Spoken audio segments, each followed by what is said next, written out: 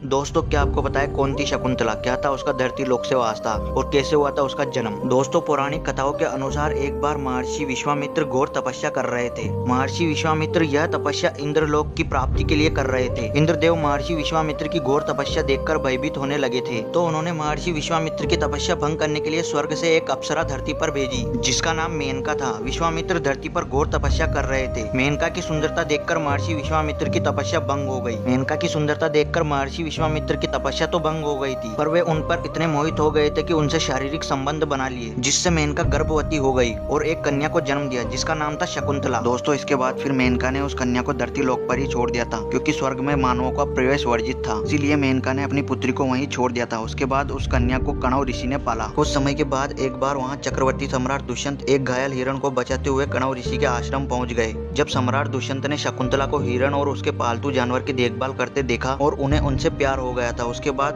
दुष्यंत शकुंतला से कणव ऋषि के आश्रम में ही शादी कर लेते हैं। लेकिन एक दिन जब शकुंतला दुष्यंत के प्यार में खोई हुई थी, तब वहाँ महर्षि दुर्वासा आ पहुंचे। जब शकुंतला उनके प्रेम में खोई हुई थी तो दुर्वासा ऋषि को लगा कि वह उनका अनादर कर रही है। उसके बाद गुस्से में आकर दुर्वासा ऋषि ने शकुंतला को श्राप दे दिया था कि तुम जिसके प्रेम में इतनी खोई हुई हो वह तुम्हारा प्रेम भूल जाएगा और उसे कुछ भी याद नहीं रहेगा। श्राप के कारण दुष्यंत सब भूल जाते हैं और वह शकुंतला को पहचानने से इनकार कर देते हैं। लेकिन जब शकुंतला और दुष्यंत मिले थे तो दुष्यंत ने अपनी निशानी के तौर पर उन्हें एक अंगूठी दी थी। श्राप के कारण जब दुष्यंत सब भूल गए थे और उन्होंने शकुंतला को पहचानने से इनकार कर दिया था, तो इसी अंगूठी की वजह से उन्हें सब कुछ याद आया था। जब दुष्यंत को कुछ याद नहीं था तब शकुंतला गर्भवती थी और उन्हें बहुत ही कष्ट भोगना पड़ा था। उस समय उन्हें लोगों ने कई प्रकार के ताने मारे और वहाँ से पत्थर मारकर पूरे साम्राज्य से उन्हें बाहर निकाल दिया था। जब अंगूठी दुष्यंत के पास पहुंची तो उन्हें सब कुछ याद आ गया और उन्होंने शकुंतला को अपना लिया और उसके बाद उनके पुत्र का नाम उन्होंने भरत रखा, जिनके नाम पर आज हमारे देश का नाम भारत है। तो दोस्तों आप भी अगर सच्चे भारतीय हो तो कमेंट में जय हिंद जय भारत लिखना ना भूले।